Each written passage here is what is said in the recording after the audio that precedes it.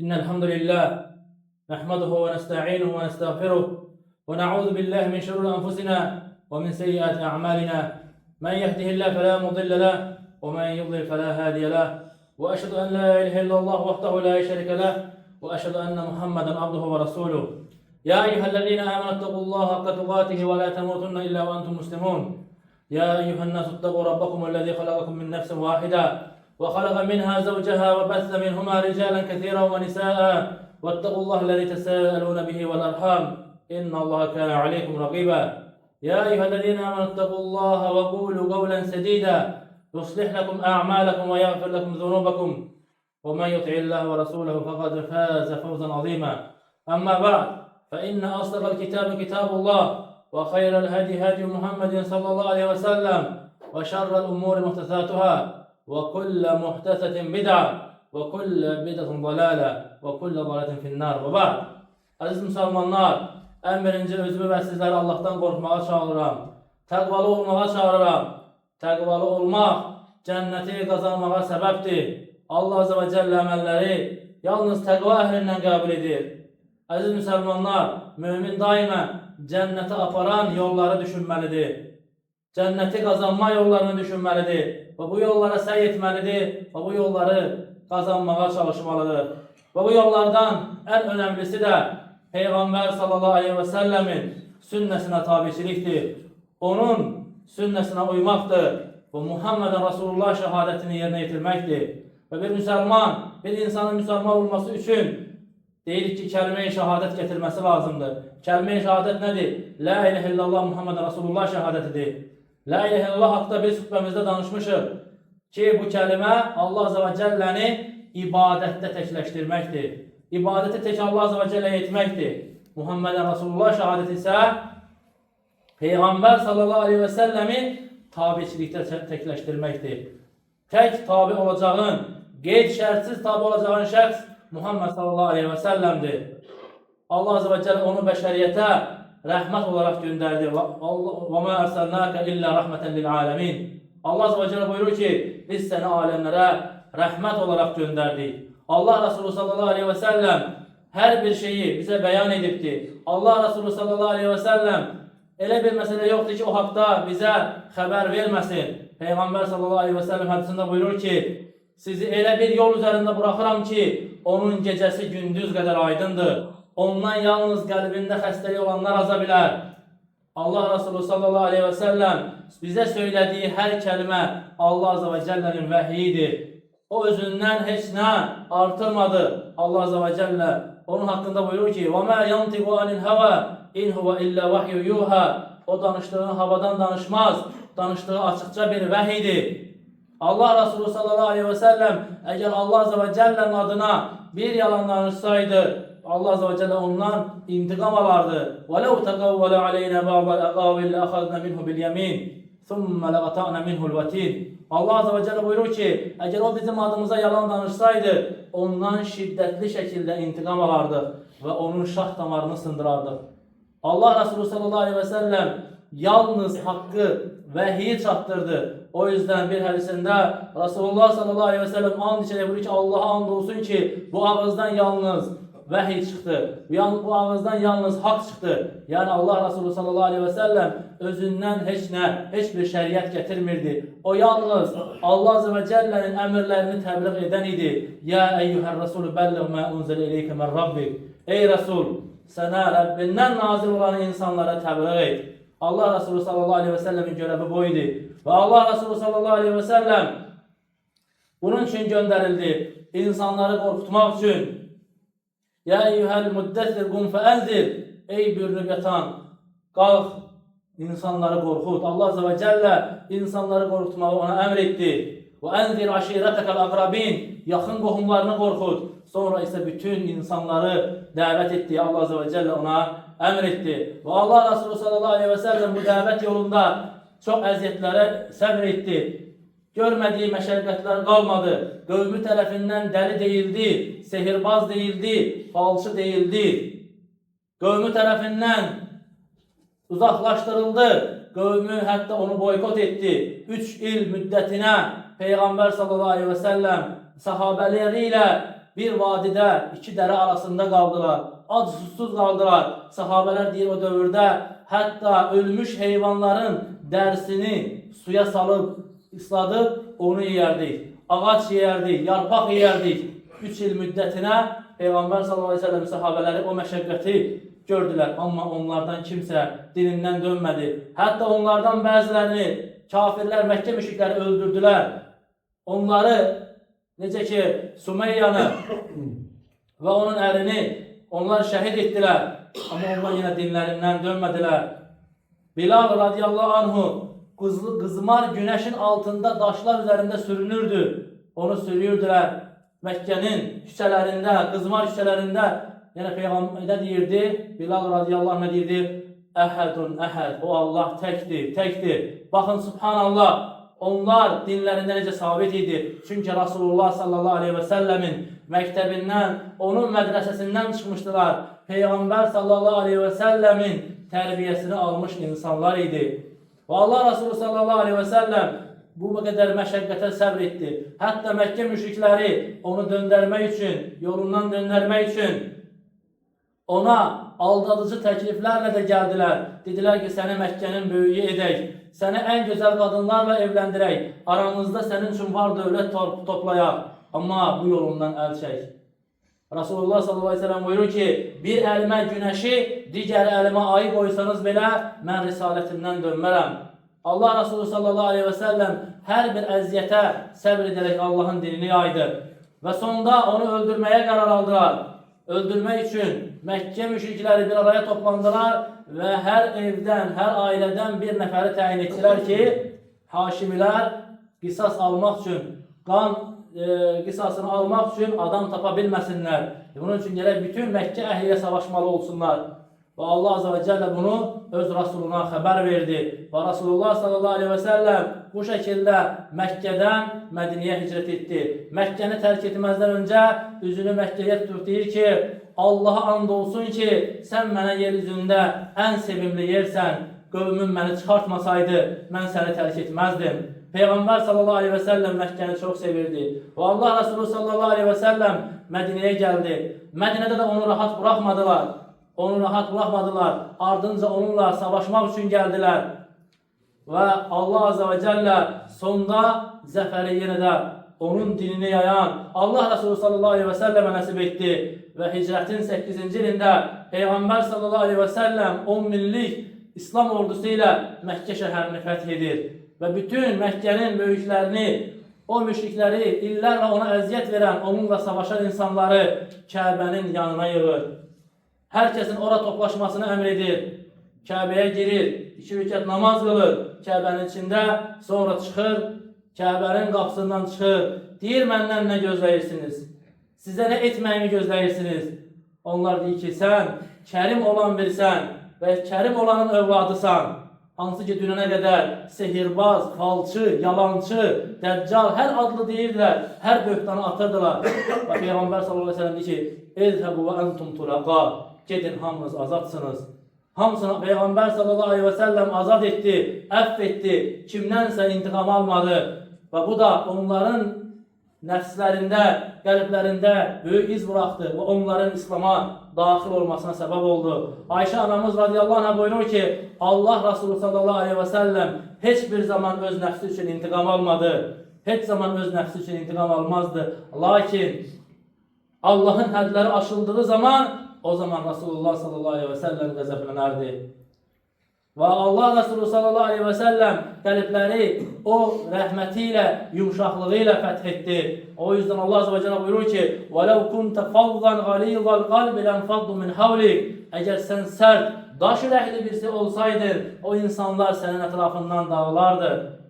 Allah Resulü sallallahu aleyhi ve sellem qəlbləri gözəl əxlaqı ilə fəth elədi. لَقَدْ جَاءَكُمْ رَسُولٌ مِنْ أَنْفُسِكُمْ عَزِيزٌ عَلَيْهِ مَا عَنِتُّمْ حَرِيصٌ عَلَيْكُمْ بِالْمُؤْمِنِينَ رَؤُوفٌ رَحِيمٌ. Allah azze ve celle buyurur ki, artık sizin içərinizdən elə bir peyğəmbər gəlib ki, o sizə əziyyət olan bir şeylər onun nəfsinə ağır gəlir. O sizin hidayətinizə hərisdir, sizin doğru yoluna gəlməyinizi istəyir və möminlərə qarşı da rəhimli və lütfkardır. Bu Allah Resulü sallallahu aleyhi və səlləmin vəsifidir. Heç kəsi incitməzdi, heç kəsə əziyyət verməzdi. Ənəs radiyallahu anh deyir ki, 10 il Peyğəmbər sallallahu aleyhi və səlləmə xidmət etdim. Mədiniyə gələn gündən Peyğəmbər sallallahu aleyhi və səlləm vəfat edənə qədər Ənəs radiyallahu anh Peyğəmbər sallallahu aleyhi və səlləm xidmətində durur. Anası gətirir, deyir, ya Resulullah, oğlum sənə xidmət etsin. Mən də İslam'a bu şəkildə xidmət etmək istəyirəm, bu şəkildə yardım etmək istəyirəm. Öz oğlunu Peyğəmbər sallallahu aleyhi və səlləmə xidmətçi olaraq verir. Ənəs radiyallahu anh buyurur ki, 10 yaşım var idi və Peyğəmbər sallallahu aleyhi və səlləm vəfat edəndə isə 20 yaşım var idi. Və bu müddət ərzində Rasulullah sallallahu aleyhi və səlləm bir dəfə də olsa mənə qəzəblənmədi, bir dəfə də olsa mənə qışqırmadı, etmədiyim işə görə niyə etmədin demədi, yanlış etdiyim işə görə niyə etdin deyə mənə danlamadı. Baxın, subhanallah, Allah Resulü sallallahu aleyhi və səlləm hansı əxlaqın sahibi idi. Rasulullah sallallahu aleyhi və səlləm hətta kafirlərdən belə İntiqam almadısa, müminlərlə, müsəlmanlarla necə davranırdı? Və Allah Azze ve Celle buyurur ki, Allah Resulündə sizin üçün gözəl örnek var. Mümin özünə Peyğəmbər sallallahu aleyhi və səlləm nümunə almalıdır. Onu özünə qudva götürməlidir. Allah Resulü sallallahu aleyhi və səlləm əxlaqı ilə əxlaqlanmalıdır. İnsanlardan intiqam almaq, insanlardan qisas almaq İslam əxlaqından deyil. Və Allah Resulü sallallahu aleyhi və səlləm Mədinə dönəmində də İslamın digər əhkamlarını tamamladı və hicrətin 10-cu ilində vida həccinə getdi. Və vida həccində İslamın 5-ci rükünü olan həcc ərkanını da yerinə yetirdikdən sonra Allah Azze ve Celle ona Maidə surəsinin ayələrini nazil etdi. Əl-yevmə əkmaltu ləkum dinəkum və ətməmtu aleykum ni'məti və raditu ləkumul İsləmə dinə. Bugün sizin dininizi kamil etdim. Sizə olan neymətimi tamamladım və sizə din olaraq İslamı razı qaldım. Allah Azze ve Celle bu dini kamilləşdirdi. Və Peyğəmbər sallallahu aleyhi ve sellem bu ayə nazil olduqdan sonra vəfat edənə qədər heç bir şəri hökm nazil olmadı. Yəni artıq şəriət tamamlanmışdır.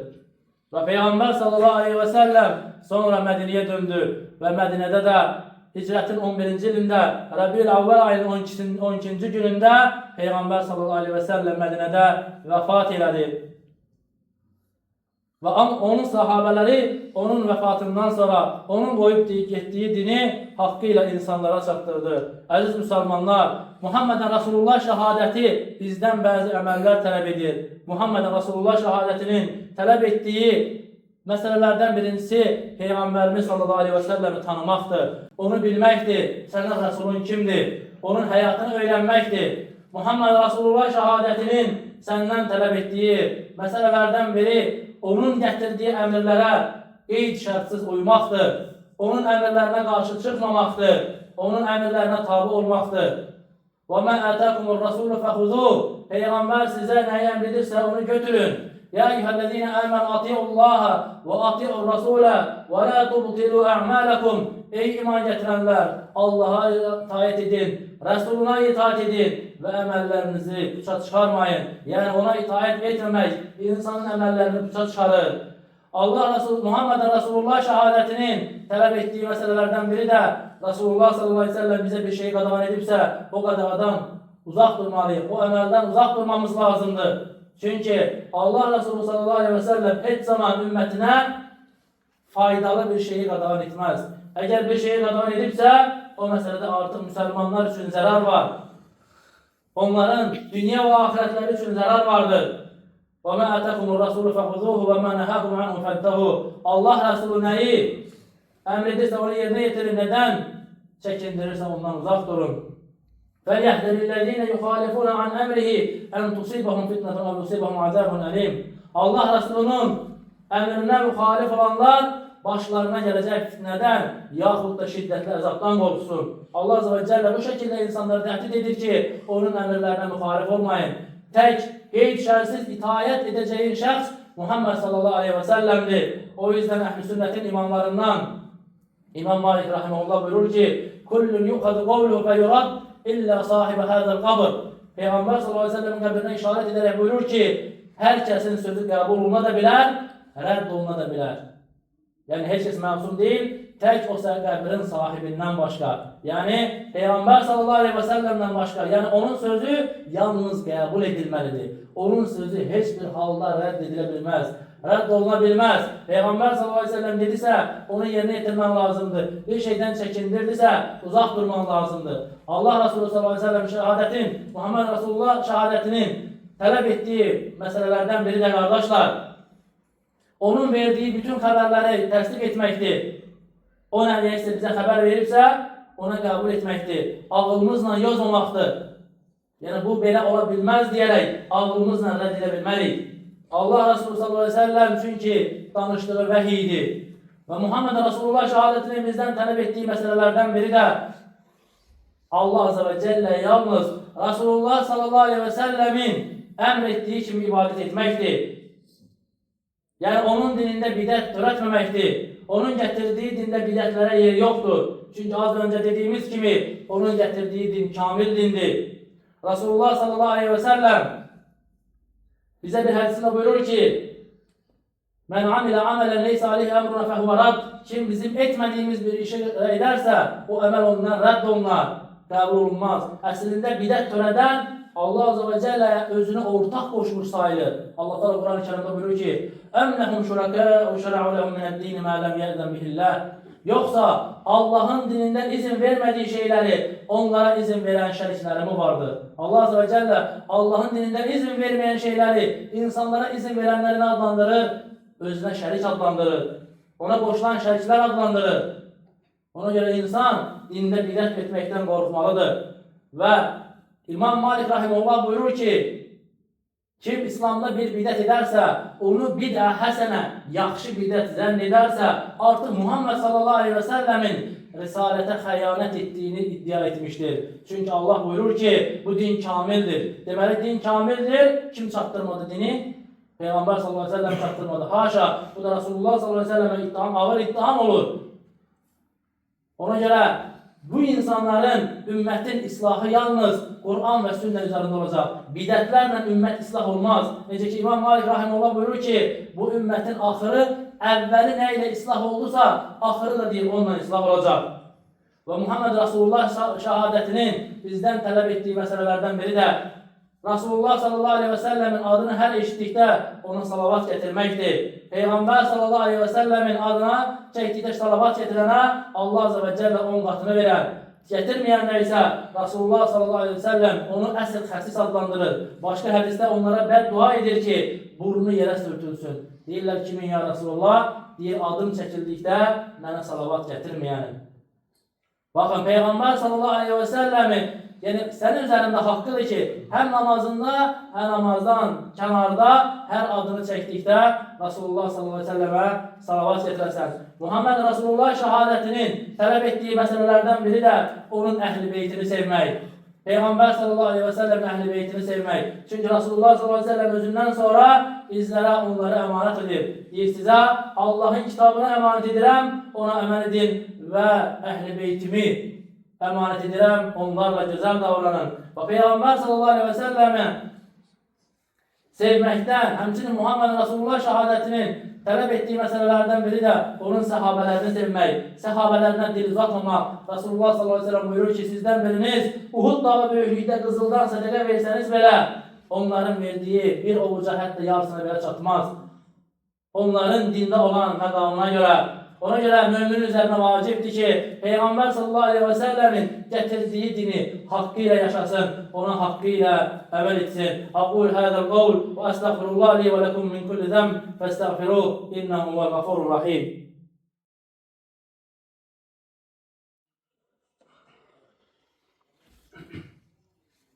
Elhamdülillahi rabbil alamin ve salatu vesselamu ala eşrefil enbiya vel murselin. نبينا محمد وعلى آله وأصحابه أجمعين وارض اللهم عن خلفاء الراشدين أبو بكر وعمر وعثمان وعلي وأن سائر أصحابه أجمعين ومن تبعهم بإحسان إلى يوم الدين وبعد. Aziz Müslümanlar ve bazı insanlar elə zənnedir ki Muhammed Resulullah şəhadəti ondan bazı bidətlər etməyi istəyir. Xeyr.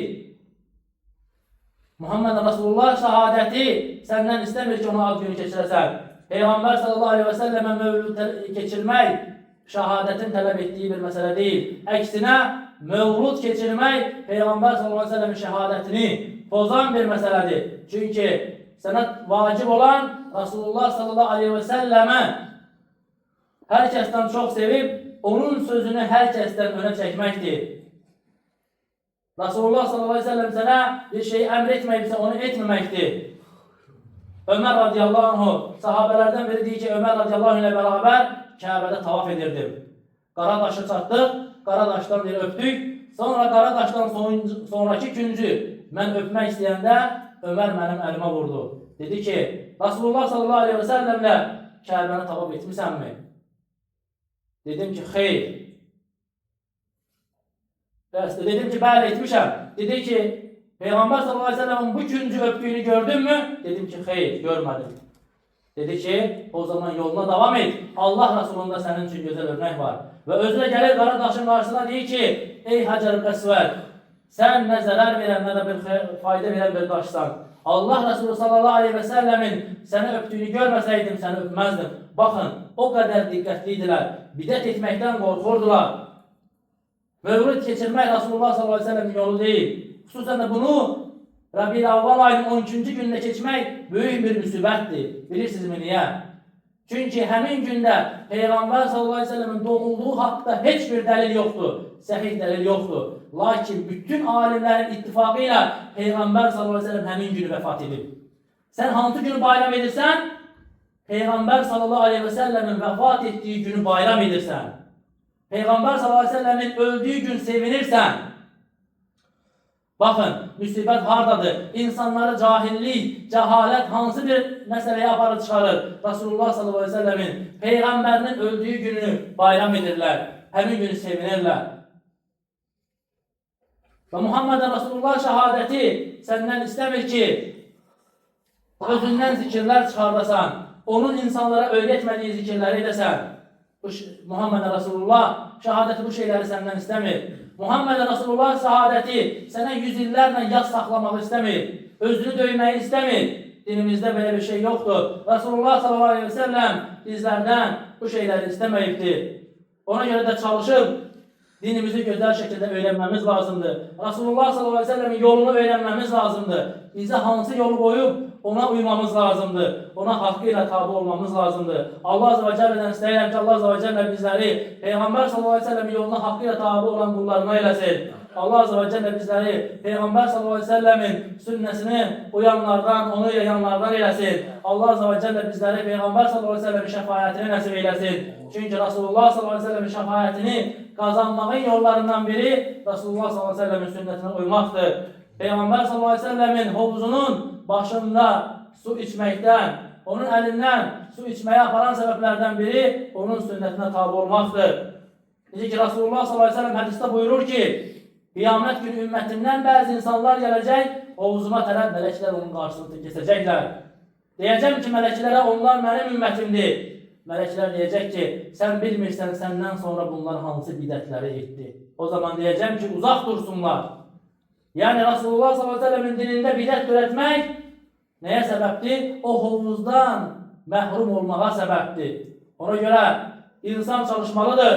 Peyğəmbər sallallahu aleyhi ve sellemin sünnəsinə haqqıyla uysun. Allah azze ve celle istəyirəm ki, bizə Peyğəmbər sallallahu aleyhi ve sellemin hovuzundan içməyi bizlərə nəsib eyləsin. Peyğəmbər sallallahu aleyhi ve sellemlə beraber həşr olunlardan, hoşuma olanlardan etsin. Onun şəfayətini qiyamət günün etdiyi bütün şəfayətləri bizlərə nəsib eyləsin. Allah azze ve celle bizləri iman ve ixlas üzərində sabit eyləsin. Bizlərin imanını yeniləsin. Allah azze ve celle istəyirəm ki, xəstələrimizə şəfa versin. Allah azze ve celle vəfat etmiş müsəlmanlara rəhmət eyləsin. Allah azze ve celle istəyirəm ki, Allah azze ve celle bizlərin qəlbini kindən, kudurətdən, qəlb xəstəliklərindən təmizləsin. Allah azze ve celle bizlərin qəlbini iman və elm üçün açsın. Onun dinini öyrənməyi bizlərə nəsib eyləsin. Allah azze ve celle istəyirəm ki, millətimizə, xalqımıza hidayət versin. Onların qəlbinə iman nurunu salsın. Onları haqqa hidayət eyləsin. İbadallah, innallah ya'muru bil adli vel ihsani ve ita'zil qurba ve yenha anil fahşai vel munkar vel baghi ya'idukum la'allakum tezekkerun. Fazkurullaha yezkurkum veşkuruhu ala ni'amihi yazidkum ve la zikrullahi akbar. Vallahu ya'lemu ma tasna'un.